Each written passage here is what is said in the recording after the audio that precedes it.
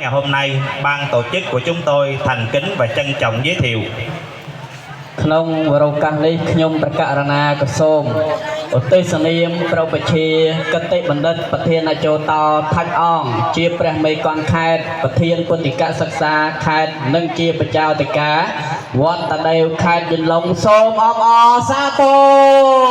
Tham dự và chứng minh cho buổi lễ ngày hôm nay, ban tổ chức chúng con thành kính giới thiệu sự hiện diện của trưởng lão Hòa thượng Thạch On, mê con Phật giáo Nam Tông Khmer tỉnh Vĩnh Long, chứng minh ban trị sự Giáo hội Phật giáo Việt Nam tỉnh Vĩnh Long. សូមឧទ្ទិសនាមប្រពជានៅលក្ខស្វាងចៅសិង្ហជាឧត្តមប្រឹក្សាសមាគមព្រះពុទ្ធសាសនាមជ្ឈិមឧត្តមប្រឹក្សាសមាគមព្រះពុទ្ធសាសនាខេត្ត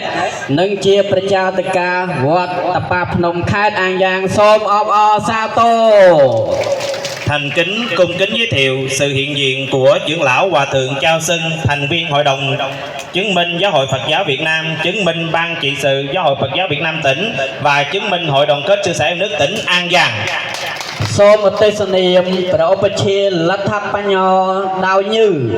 ជាអនុប្រធានសមាគមអភិបាលប្រតិបត្តិការព្រះពុទ្ធសាសនាមជ្ឈិមនិងជាព្រះសកលវិទ្យាធិការនៃវិទ្យាឋានពុទ្ធសាសនាខ្មែរក្រុងកង្ធើនិងជាប្រជាតិកាវត្តពោធិសំរោងទងខេត្តកង្ធើសូមអបអរសាទរ Thành kính giới thiệu sự hiện diện của Hòa thượng Đào Như, Phó Chủ tịch Hội đồng trị sự Trung ương Giáo hội Phật giáo Việt Nam, trưởng ban trị sự tỉnh, viện trưởng Học viện Phật giáo Nam Tông Khmer thành phố Cần Thơ. សូមឧទ្ទិសនាមព្រះឧបជាគឹមថនសមាជិកសមាគមព្រះពុទ្ធសាសនាមជ្ឈិមអនុប្រធានសមាគមព្រះសង្ឃសាមគ្គីស្នេហាជាតិខេត្តនិងជាប្រជាតិកាវត្តត្រៅកើតខេត្តយន្តឡុងសូមអង្គពិធីអបអរសាទរ Thành kính và cung kính giới thiệu sự hiện diện của Hòa thượng Kim Thon, Ủy viên Hội đồng trị sự, Phó ban trị sự tỉnh, Phó Chủ tịch Hội đoàn kết sư sãi nước tỉnh Vĩnh Long. សូមឧទ្ទិសនាមព្រះពជាយ៉ាញ់ឡឹងសមាជិកសមាគមព្រះពុទ្ធសាសនាមជ្ឈិមអនុប្រធានសមាគមអភិបាលព្រះពុទ្ធសាសនាខេត្តនិងជាប្រជាតិកាវត្តខ្លាំងអង្គខេត្តអាងយ៉ាងសូមអបអរសាទរ Thành kính và cung kính giới thiệu sự hiện diện của Hòa thượng Danh Lân, Ủy viên Hội đồng trị sự, Phó ban trị sự tỉnh, Phó Chủ tịch thường trực Hội đoàn kết sư sãi nước tỉnh An Giang. សូមឧទ្ទិសនាមព្រះពជាសវណ្ណបញ្ញាចៅកៈសមាជិកសមាគមព្រះពុទ្ធសាសនាមជ្ឈិម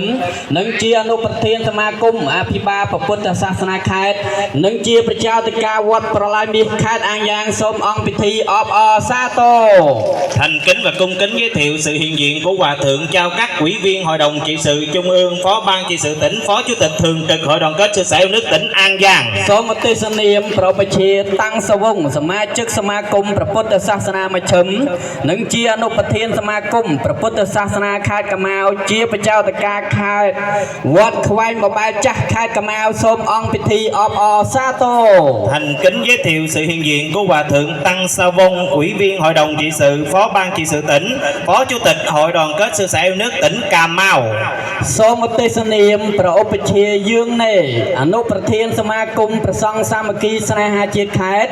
និងជាប្រជាតិកាវត្តសរីឧត្តមវង្សាព្រែកត្រកួនខេត្តកង្ធើសូមអបអរសាទរ Kính giới thiệu sự hiện diện của Hòa thượng Dương Nê, Phó Chủ tịch Hội đoàn kết sư sãi nước thành phố Cần Thơ. សូមឧទ្ទិសនាមព្រះឧបជាត្រឹងស៊ីអនុប្រធានសមាគមព្រះសង្ឃសាមគ្គីស្នេហាជាតិខេត្តកង្ធើនិងជាប្រជាតិកាវត្តដៃតាស៊ូខេត្តកង្ធើសូមអបអរសាទរ Thành kính giới thiệu sự hiện diện của Hòa thượng Trần Xia, Phó Chủ tịch Hội đoàn kết sư sãi nước thành phố Cần Thơ.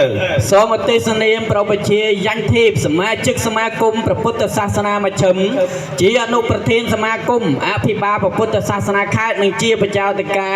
វត្តសរីមង្គលសាគរបារាជខេត្តអាងយ៉ាងសូមអបអរសាទរ Thành kính giới thiệu sự hiện diện của Hòa thượng Danh Thiệp, Ủy viên Hội đồng trị sự Trung ương, Phó ban trị sự tỉnh, Phó Chủ tịch Hội đoàn kết sư sãi nước tỉnh An Giang. សូមឧទ្ទិសនាមព្រះពជាថាច់វាយអនុប្រធានអចិន្ត្រៃយ៍សមាគមព្រះសង្ឃសាមគ្គីស្នេហាជាតិខេត្តនិងជាប្រជាតិកាវត្តពោធិសាលរាជកំពង់ខេត្តយន្តឡុងសូមអបអរសាទរ Kính giới thiệu sự hiện diện của Hòa thượng Thạch Oai, Phó Chủ tịch thường trực Hội đoàn kết sư sãi nước tỉnh Vĩnh Long. សូមឧទ្ទិសនាមព្រះឧបជាចៅច័ន្ទប្រជាតិកាវត្តកាលពព្រឹកបថេខេត្តអាងយ៉ាងសូមអបអរសាទរ Thành kính giới thiệu sự hiện diện của Hòa thượng Cao Chanh, Ủy viên Thường vụ Hội đoàn kết sư sãi yêu nước tỉnh An Giang. សូមអទេសនាមប្រពជាទ្រីវលិនវត្តចម្ប៉ាវណ្ណារាមខេត្តកន្ធើសូមអបអរសាទរ Thành kính giới thiệu sự hiện diện của Hòa thượng Triệu Lên hiện diện trong buổi chiều ngày hôm nay. Nhiệt liệt hoan nghênh chung. សូមអទេសនាមប្រពជាបកនធារោចៅប្រុសសមាជិកព្រះពុទ្ធសាសនាមជ្ឈិមនិងជាអនុប្រធានសមាគមអភិបាលព្រះពុទ្ធសាសនាខេត្តនិងជានាយករងសាលាមជ្ឈិមសិក្សាខេត្តនិងជាបច្ចាតិកាវត្តធម្មនិមិត្តខេត្តអាងយ៉ាងសូមអង្គពិធីអបអរសាទរ Sôm xin trân trọng giới thiệu sự hiện diện của Hòa thượng Chao Prok, Ủy viên Hội đồng trị sự Trung ương Giáo hội Phật giáo Việt Nam, Phó ban trị sự tỉnh, Phó Chủ tịch Thường trực Hội đoàn kết sư sãi yêu nước tỉnh An Giang. Sôm tư sự niệm đầm nai chô rôm rồi bóประเทศcha bà côn bro bị chia rong danh phản cái nòng niêm chia สมาชิกกรมอภิบาลมជ្ឈិមពុទ្ធសាសនាវៀតណាមអនុប្រធានគណៈសង្ឃាភិបាលខេត្តអនុប្រធានសមាគមសាមគ្គីព្រះសង្ឃស្នេហាជាតិខេត្តអាងយ៉ាង សូមអទេសនាមបដិជ្ជប្រគុណថាច់យ៉ាងបច្ចាតិកាវត្តពោធិសរីខេត្តយន្លង់សូមអង្គពិធីអបអរសាទរ សូមអទេសនាមបដិជ្ជប្រគុណថាច់ញឹកបច្ចាតិកាវត្តស្វាយសៀមថ្មយីសូមអង្គពិធីទាំងអស់អបអរសាទរ សូមអទេសនាមបដិជ្ជប្រគុណថាច់ស៊ីនបច្ចាតិកាវត្តអូវែងថ្មីសូមអបអរសាទរ សូមអទេសនាមបដិជ្ជប្រគុណយ៉ាប់ខ្វឹកយើគ្រូសោតវត្តថ្នោតដូងសូមអង្គពិធីទាំងអស់អបអរសាទរ សូមអទេសនាមបដិជ្ជប្រគុណថាច់ស៊ី ព្រះចៅតិកាវត្តសាសនៈសាមគ្គីរាំងសីអូត្រាវសូមអង្គពិធីទាំងអស់អបអរសាទរ សូមអទេសនាមបដិជ្ជប្រគុណថាច់សេតព្រះចៅតិកាវត្តពោភិរមរាំងសីសូមអង្គពិធីទាំងអស់អបអរសាទរ ក្នុងគណៈនេះយើងទាំងអស់ក៏សូមប្រកាសក៏ដូចជាឧទ្ទិសនាមរួមក្នុងដំណើរនិមន្តមករបស់បដិជ្ជប្រគុណបច្ចាតិកាប្រសង់ព្រមទាំងថាបានរដ្ឋនិងពុទ្ធបរិស័ទដែលបានអញ្ជើញមកពីទូរាវិទូរដ្ឋានទាំងអស់ដូច្នេះសូមអង្គពិធីទាំងអស់សូមសម្លេងអបអរសាទរ Kính bạch quý chư tôn đức, kính thưa toàn thể quý lực vị đến tham dự cho buổi lễ khánh tuế chiều ngày hôm nay. Ban tổ chức của chúng tôi xin trân trọng và nhiệt liệt chào mừng sự hiện diện của Đại đức Thích Viên Minh, Chánh thư ký Chánh văn phòng Ban trị sự Giáo hội Phật giáo Việt Nam tỉnh An Giang. ដោយការឧទ្ទិសនាមនៅក្នុងចំណុចខទី4ការឧទ្ទិសនាមព្រះមន្ត្រីសង្ឃបដិជ្ជប្រគុណចៅតិកានិងផ្នែកខាងថាបានរដ្ឋចូលរួមនៅក្នុងឋានៈនេះ Nam mô Bổn sư Thích Ca Mâu Ni.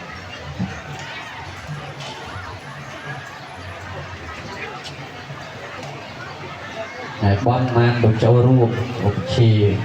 កណាបានចូលរួមលោកខណ្ឌមកចូលរួមបានចម្រើនបញ្ចប់ចំនួនទឹកប្រាក់5លានប្រកែកកម្រងវងការនោះមួយបាច់ហើយក្នុងឱកាសនេះឈានចូលចំណុចចហើយចំណុចចនោះគឺកថាថ្លែងអំណរគុណ ក្នុងពិធីបន់មានឧបជាដោយគុណចៅតិកានីនីប្រសងនីនីក៏ដូចជាគុណបរិស័ទចូលរួមយ៉ាងច្រើនកកដើម្បីជាការតបកិច្ចក៏ដូចជាបដិការៈក្នុងការតបគុណក៏ដូចជាកថាខ្លះសម្ដែងនៅក្នុងឱកាសបន់នេះសូមអរតនីនិមន្តឧបជាវត្តធម្មនិមិត្តបកនធារោចៅប្រុសដើម្បីព្រះអង្គ មាននៅកថាថ្លែងអំណរគុណយ៉ាងណាហ្នឹងក៏សូមអរតនីព្រះអង្គនឹងមានកថាតាមសេចក្តីអនុគ្រោះទៅណាសូមអរតនីនិមន្ត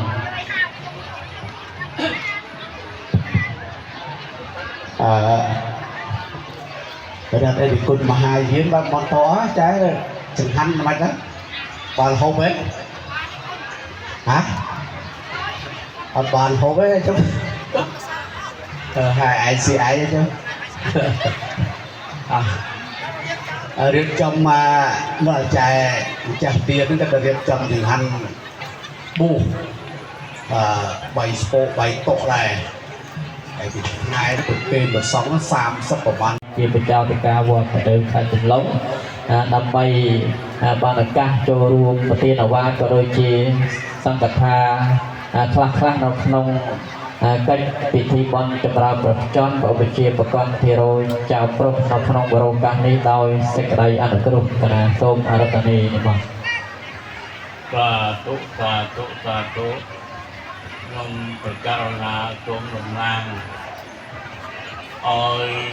សង្ឃគ្រប់ព្រះអង្គដែលនិមន្តមកអំពីខេត្តកំឡុងគឺចូលរួមសម្ដែងនៅទីនេះរីករាយជ្រះថ្លាជាមួយពិធីបុណ្យចម្រើនព្រះជន្មថ្វាយបុព្វេចំពោះព្រះអិទ្ធគុណដែលកំពុងតែប្រព្រឹត្តទៅនេះហើយដូច្នេះយើងខ្ញុំមានអ្វីវិចារវិសាលទេគឺថាសូមប្រមូលនៅបុណ្យវិសេសទាំងឡាយដែលកើតក្នុងពិធីបុណ្យនេះប្រគេនចំពោះព្រះអង្គសូមព្រះអង្គបានទទួលដោយប្រតិជ្រះថ្លាហើយនឹងអនុមោទនាយកបន្តដើម្បីជាពុញ្ញកម្មក្នុងការលើកស្ទួយសង្គមជាតិព្រះពុទ្ធសាសនាឲ្យបានគង់កើងរុងរឿងតទៅអាយុវណ្ណៈសុខៈពលៈបានជាធានណាសូមព្រះអង្គបានទទួលដោយសេចក្តីប្រាថ្នាសូមអនុមោទនាឱកាសប្រទានអាវាសក៏ដូចជាកថាចំណាប់អារម្មណ៍នៅក្នុងពិធីបុណ្យចម្រើនព្រះចន្ទបព្វជិប្រកាន់ភារយចៅប្រុសដោយសេចក្តីអនុគ្រោះសូមនមស្ការព្រះតនត្រ័យដោយសេចក្តីគោរពសូមក្រាបថ្វាយបង្គំព្រះពុទ្ធជាតាំងពីព្រះអង្គដែលជាអធិបតីព្រមទាំងប្រធេរានុធិរៈសូមរំលឹកដល់វិញ្ញាណក្ខន្ធរបស់វីរៈសមណៈវីរៈបុរសទាំងអស់ដែលជាអ្នកបានពលីដើម្បីទុកបន្សល់មកនៅខឿនវត្តពធសស័កពុទ្ធពីនៃទំនៀមទម្លាប់និងការអភិរក្សថែរក្សានៅវត្តអារាមក្នុងនេះថ្ងៃនេះ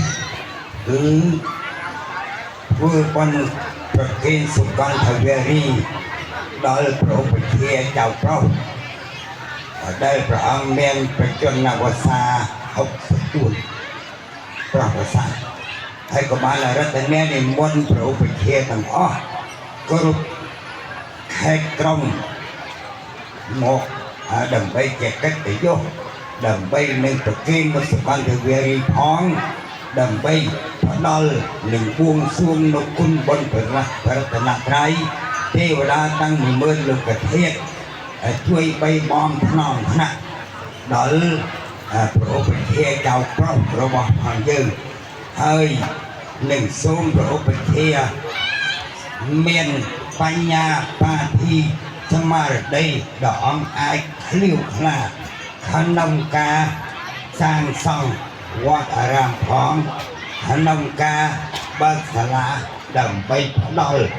ដល់ចំណេះព្រះសង្ឃយើងចំណងក្រោយផងនិងសូមឲ្យព្រះអង្គជួយដឹកនាំយាយការញាតិញោមពុទ្ធបរិស័ទនៅក្នុងទីនេះឲ្យមានការជ្រះថ្លាក្នុងវិស័យធ្វើទានរក្សាសិលចម្រើនមេត្តាភាវនានិងអភិរក្សនៅគុណធម៌ចីលធម៌និងវត្ថុទាំងអស់ក្នុងវត្តអារាមយើងដូចថាពួរក្នុងឱកាសនេះសូមប្រគេនពួរដល់ព្រះអង្គបានដូចសេចក្តីបំណងព្រះប្រាថ្នាទៅហើយគណៈសូមអរគុណដោយសេចក្តីគោរពគណៈសូមអរតនីសូមនមស្ការ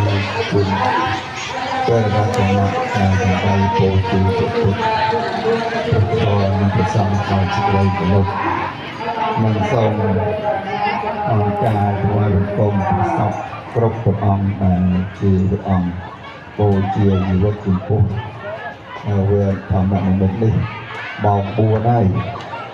ត្រូវពេលដែរហើយមិនដឹងគុំត្រូវពេលមកបានហើយអស់2ម៉ោងហើយឥឡូវម៉ោង4ណាអញ្ចឹងខ្ញុំបណ្ណាក៏ផងអីច្រើនដែរជាថាជូនពរឲ្យព្រះឧបជានឹងមានសេរីសួស្តីជោគជ័យមង្គល គ្រប់បែបយ៉ាងដែលព្រះអង្គជាអ្នកប្រមុខដឹកនាំពុទ្ធបរិស័ទនិងព្រះសង្ឃគ្រប់ព្រះអង្គដែលត្រូវអំណាចព្យាបាលរបស់ព្រះអង្គហើយមានដំណេះចេះដឹងគ្រប់បែបយ៉ាងគឺព្រះអង្គបានបើកសាលាបរៀនបើកសាលាអីហ្នឹងសូមឲ្យព្រះអង្គមានជ័យជំនះគ្រប់បែបយ៉ាងនឹងវិញជ័យជំនះក្នុងការកសាងព្រះវិហារថ្មីឲ្យបានសម្រេចដោយសេចក្តីបំណងដើម្បីគ្រាគ្រាសូមអនុមោទនា កណាសូមអរគុណចំពោះព្រះឧបជាវត្តក្នុងបបាឲ្យបាន ការប្រព្រឹត្តទៅជាប្រយោជន៍ដល់សិស្សទាំងអស់គ្នានិងសូមតាំងចិត្តទាំងអស់គ្នាដើម្បីការយកកិច្ចវត្តទៅកាយវន្តនេកាយវន្តនេកាយវន្តនេណាមោតាសាយាយវតោអរហតោសម្មាសម្ពុទ្ធាសា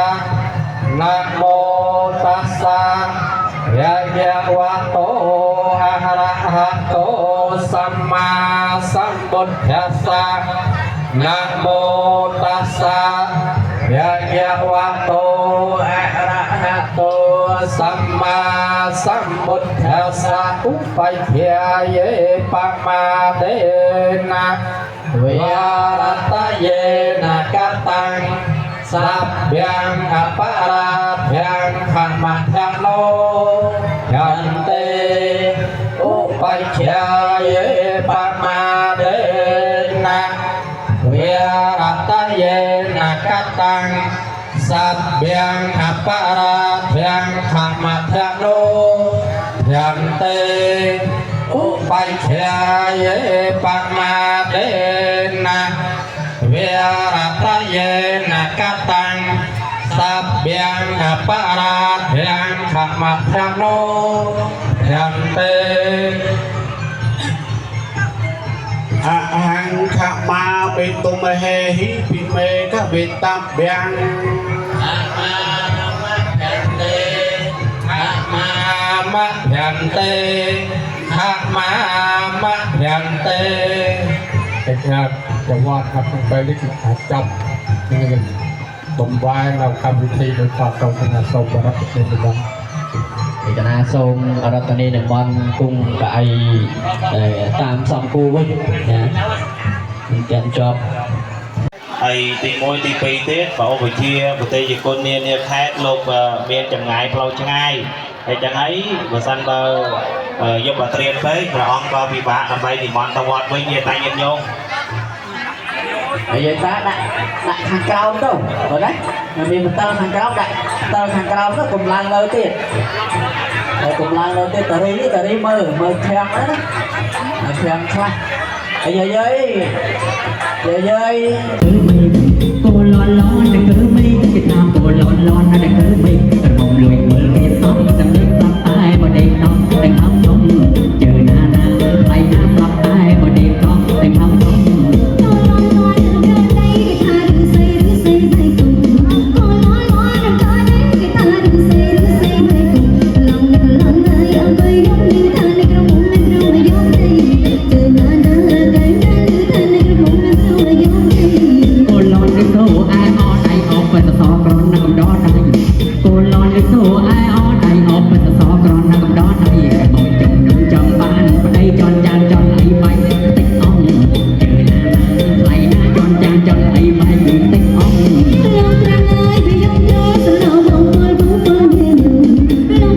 និមន្តព្រះអង្គ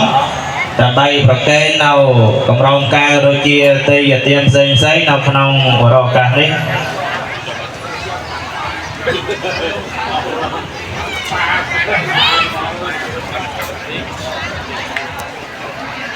សូមស្រោតដៃមួយ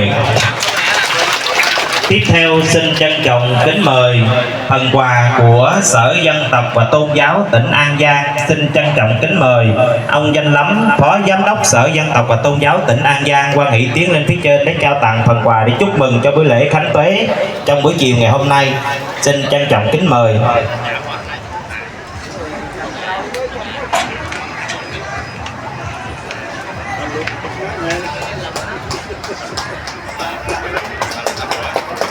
សូមស្នូតាដៃមួយបង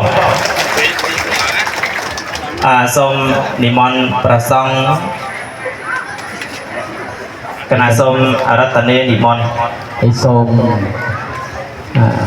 រតនីនិមន្តប្តីគុណប្រសងចៅតកានានាខេត្តនានាវត្តដែលព្រះអង្គបាននិមន្តចូលរួមនៅក្នុងកម្មវិធីបន់ចម្រើនបញ្ចន់ហើយសូមឲ្យប្រសងមុនបងហើយខាងថាបានរដ្ឋហ្នឹងទុកបន្តិចសិនបន្តិចចាំផ្នែកខាងពិធីករនឹងឧទ្ទិសនាមឡើងផ្នែកខាងព្រមត្រីសង្ឃក្នុងនោះមានប្តីគុណចៅតកាដែលនិមន្តមកពីខេត្តយិនឡុងខេត្តកន្ធើខេត្តអាងយ៉ាងព្រះអង្គមកនេះមានបំណងចូលរួមនៅក្នុងកម្មវិធីបន់ស្រោចស្រពសុគន្ធវារីព្រមទាំងមាននៅ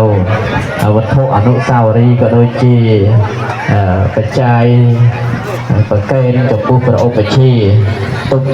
ក្នុងការចូលរួមជាចំណងមិត្តភាពក៏ដូចជាចំណងវត្ថុអនុស្សាវរីយ៍អញ្ចឹងសូម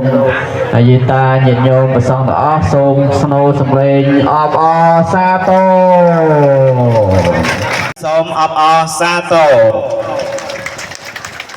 បន្តទៅទៀតគឺកម្រងផ្ការបស់ព្រះបជាថាត់អង្គព្រះមេកនព្រះពុទ្ធសាសនាគណៈមហានិកាយខេត្តប៊ិនឡុងសូមនិមន្តប្រទេជៈប្រគុណថាត់យ៉ាងនិមន្តឡើងមកខាងលើដើម្បីប្រគេននៅកម្រងផ្កាជំនួសព្រះបជាថាត់អង្គនៅក្នុងគណៈពេលនេះសូមនិមន្តព្រះបជាចៅប្រុសរងចាំដើម្បីទទួលកម្រងផ្កាដូចតទៅសូមអស់លោកអ្នកយាយតាពុទ្ធបរិស័ទសូមឆ្នូរតាដៃអបអរសាទរបន្តគឺរង្វាន់របស់ព្រះបជាដាវញើអនុប្រធានគណៈអភិបាលពុទ្ធសាសនាវៀតណាមមជ្ឈិមព្រមទាំងព្រះបជាយិនធេពទាំងទ្វេព្រះអង្គសូមនិមន្តដើម្បីជូននៅរង្វាន់អបអរសាទរនៅក្នុងពិធីប្រគេនសុគន្ធវារីក៏ដូចជាចម្រើនប្រជជនមេប្រគេនចំពោះព្រះបជាកន្ធិរោចៅប្រុសនៅក្នុងឱកាសនេះគណៈសូមរតនានិមន្តphần quà của Hòa Thượng Thích Thiện Thống, trưởng ban trị sự Giáo hội Phật giáo Việt Nam tỉnh An Giang quan hệ chuẩn bị. Cũng đã送bạn vô từ về lâu đi để cùng hàng hài diễn của bà đó chân quý cho nó cha chân chỉ một hôm phun còn na xôm cặp hoài một công chụp buộcประสมาสัมพุทธบรมครูអង្គនោះព្រមទាំងព្រះធម៌និងព្រះអរិយសង្ឃដោយស្ដីគោរពសូមក្រាបថ្វាយបង្គំចំពោះព្រះដេចព្រះប្រគុណព្រះមេកនខេត្តខេត្តចាស់និងខេត្តទៅវិញឥឡូវបានចូលរួមនៅខេត្តយិនឡុងដែលប្រគុណមេកនណានៅវត្តតាដេវពីថ្ងៃមុនព្រះអង្គបានសិស្សប៉ុនក៏ធ្វើបន់ចម្រើនទៅជន់ទៅពីនហើយខ្ញុំកណាថាទៅហើយរៀបចំដាក់ចិត្តថាទៅហើយទោះបីតែគុណមិនមន់នេះក៏ទៅដែរលីសូស្រឡាញ់រាប់អានដល់តែគុណហាណូយមន់មកនឹងគេនិយាយលោកអបាច់អេបាញ់ពីបានបន់ទៅវិញទៅឥឡូវទៅដល់គណៈដែលគណៈរៀបចំវេទិកានោះត្រង់ទុកតែប្រកេនពីគុណខាងក្រោយសូមពីគុណមកជួយស្រាយផងដល់គុណណាទៅទទួលចឹងគឺខ្ញុំកណាក៏មានសេចក្តីសុំម្ដងរីករាយណាស់ត្រេកអរណាស់ដល់ឃើញទិដ្ឋភាពបនចម្រើនវិជនខ្ញុំកណានឹងក៏បានរតនានិមន្តប្រឧបជាវេកនខេត្តយិនឡុងប្រឧបជាអនុប្រធានសមាគមប្រតិបត្តិការរបស់វៀតណាមនៃជុំវៀតណាមគឺកន្ធើហើយប្រឧបជាគ្រប់ព្រះអង្គទាំងអស់ប្រឧបជាវត្តមុនកបាប្រឧបជាវត្តប្រឡៃមេប្រឧបជាវត្តបរាជប្រឧបជាវត្តប្រទេប្រឧបជាវត្តដៃស៊ូប្រឧបជាវត្តប្រែកពួនប្រឧបជាវត្តផ្លែកប៉ែល ខេត្តទឹកខ្មៅទៅគុណប្រអប់ជាវត្តវិសាលរាជដល់ខេត្តនិយាយទៅគុណនៅខាងណាច់ទាំងអស់ហើយប្រអប់ជាច្រើនអស់ណាស់គុណតាទៅគុណប្រអប់ជាឧបថនទៀតព្រោះប្រជាជនប្រអប់ជានឹងបានស្រឡាញ់រាប់អានគ្នាយូរហើយមកដោយខ្ញុំកណានេះក៏ជួបប្រជាជននឹងដោយព្រះចៅធិការក្នុងនោះមានព្រះចៅធិការវត្តណោតដែលព្រះអង្គជាមហាថេរមួយបានពិភាក្សាជាមួយព្រះចៅធិការប្រមាណវត្តនៅក្នុងគណៈធម្មយុត្តនិកាយទាំង19វត្តមិនមែនទាំង19វត្តទេគណៈមហានិកាយក៏ព្រះអង្គក៏បានចូលរួមច្រើនពីវិសិលថ្ងៃមកច្រើនណាស់ប្រមាណទាំង10វត្តពី20 30វត្តហើយព្រះពុទ្ធមហានិកាយបានចូលមកដូច្នេះខ្ញុំកណាក៏មានសេចក្តីសោមនស្សរីករាយជាណែកណាស់ដោយឃើញបដិជ្ជប្រគុណប្រអប់ជាព្រះចៅធិការព្រះករុណាគុំអង្គបានតំបន់មកចូលរួមនឹងយាយតាពុទ្ធបរិស័ទច្រើនកកដែលចាប់ពីព្រឹកមកទៅហើយមុនមកនោះមុនមកប្រហែលថ្ងៃមកហើយមុននោះប្រហែលវត្តហើយច្រើនវត្តហើយមកហូរហែហើយលោកគ្រូហាណូយទៅបនចម្រើនវិជ្ជាវិគុណប្រហែលបនសមាមួយលោកគ្រូហាណូយចឹងគឺខ្ញុំកណានឹងក៏មានសេចក្តីសោមនស្សរីករាយព្រោះ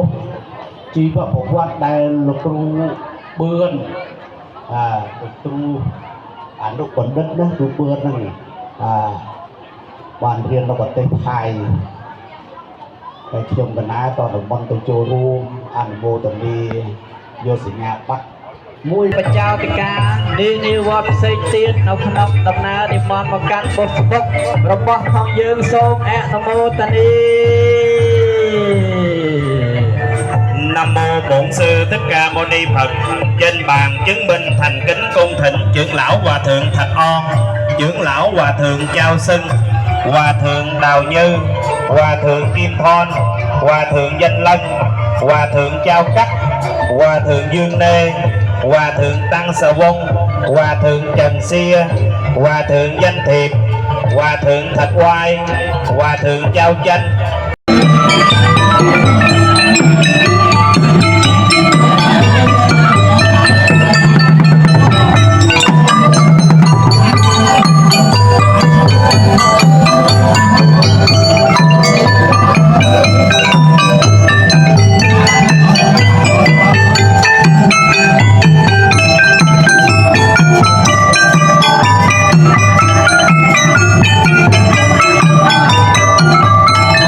bỏ lỡ